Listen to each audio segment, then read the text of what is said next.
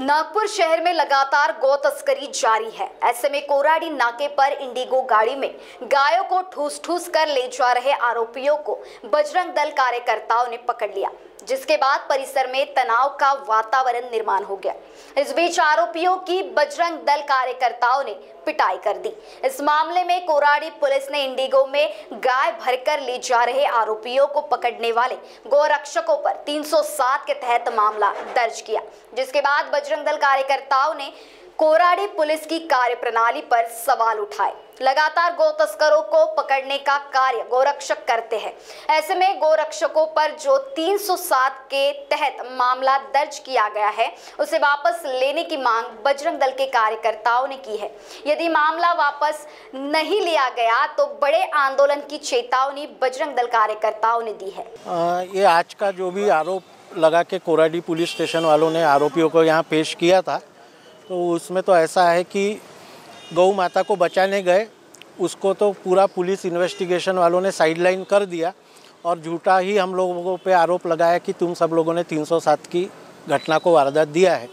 अब वो कोर्ट में मैटर जो भी है उसके विपरीत और या उसके अगेंस्ट तो अपन नहीं बोल सकते, कानून का सम्मान करते हुए, लेकिन जो भी आरोपियों को या जो भी यहाँ के कार्यकर्ता उनको पेश किया गया था, उनको झूठे आरोप में फंसाया है। और अपन ने कोर्ट को ये बताया कि इसमें 5 दिन के पीसीआर की कोई ज़रूरत नहीं है, क्योंकि कोई भी घटना को वारदात देते समय किसी भी औजार या हथियार का या गंभीर स्वरूप का किसी को भी मार नहीं लगा है।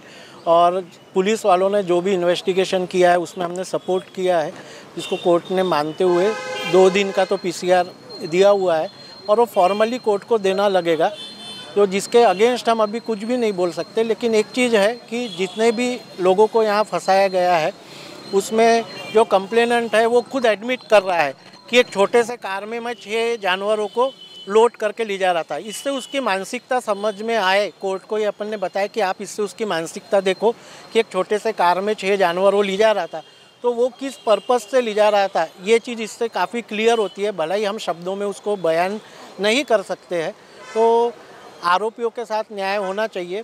और कोर्ट में अभी तो 5 लोगों को लाए थे और कुछ 8-10 अज्ञात आरोपियों के खिलाफ ऑफेंस रजिस्टर हुआ है।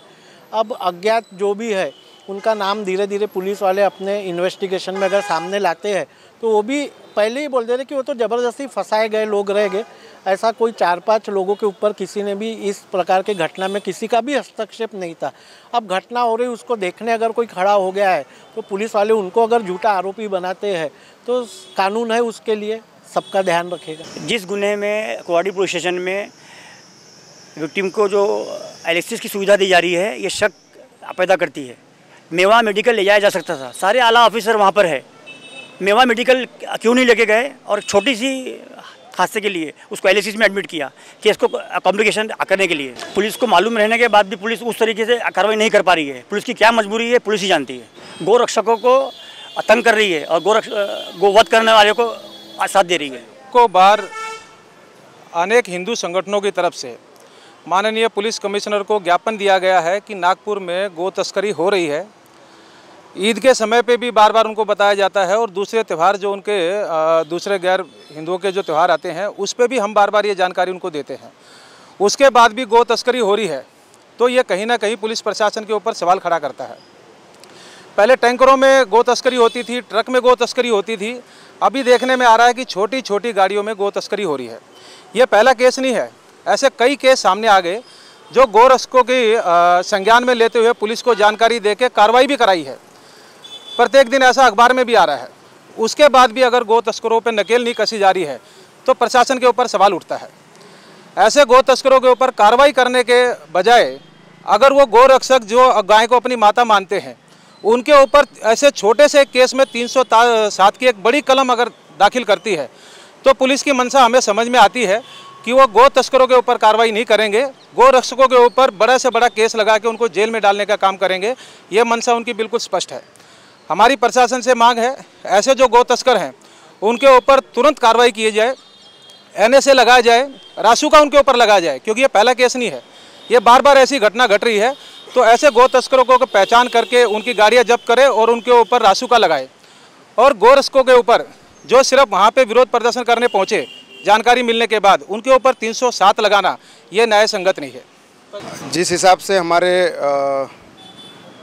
गौ रक्षकों के ऊपर अभी 307 कलम लगा करके पुलिस वालों ने ये दिखाने का प्रयास किया कि गौ रक्षकों से ज़्यादा गौ तस्कर उनके हित के हैं, और आज ये जो अन्याय हुआ है ये मैं कहूँगा कि सारे हिंदुओं के विरुद्ध ये कहीं ना कहीं तो भी इनडायरेक्टली वैसे एक साजिश रची जा रही है। और अगर इसी तरह से महाराष्ट्र सरकार के अगर नेतृत्व में, क्योंकि आज महाराष्ट्र सरकार की पुलिस यहाँ पर काम कर रही है, पुलिस प्रशासन काम कर रहा है, और पुलिस के सहयोग से अगर हमारे गौरक्षकों के ऊपर इतनी बड़ी धाराएं अगर लगाएंगे तो आगे हिंदुत्व का काम करने के लिए जो हिंदुत्ववादी संगठन है आगे कैसी आएगी, ये महाराष्ट्र सरकार से सवाल है। क्योंकि महाराष्ट्र सरकार को सत्ता में बिठाने वाला 75% हिंदू वर्ग है, तो ये सरकार से सबसे बड़ा सवाल है कि आप हिंदुत्व की रक्षा के लिए आप सामने आइए, नहीं तो अगली बार हम सत्ता पे कैसे बिठाना वो भी देखेंगे।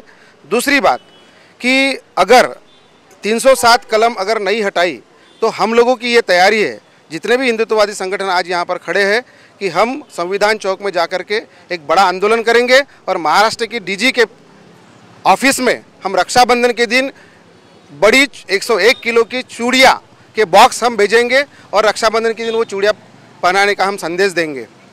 क्योंकि अगर कानून हमारी रक्षा नहीं कर सकता तो इससे बड़े और क्या उदाहरण देना। महाराष्ट्र टीवी 24 के लिए पारस बैसवारे, Nagpur. Sachin lifestyle monsoon offer, कम से कम दाम में कपड़े, वो भी क्वालिटी के साथ। कपड़ों की खरीदी पर डबल धमाका ऑफर, बाय 1 गेट 1 फ्री के साथ साथ अब कपड़ों की खरीदी पर 50% की छूट। सचिन लाइफस्टाइल का धूम धड़ाका सेल, जहां मिलेंगे संपूर्ण कपड़े बचपन से लेकर 55 तक। तो देर किस बात की, पहले आइए पहले पाए। सचिन लाइफस्टाइल, रमानगर, शताब्दी चौक, बेलत रोडी रोड, नागपुर।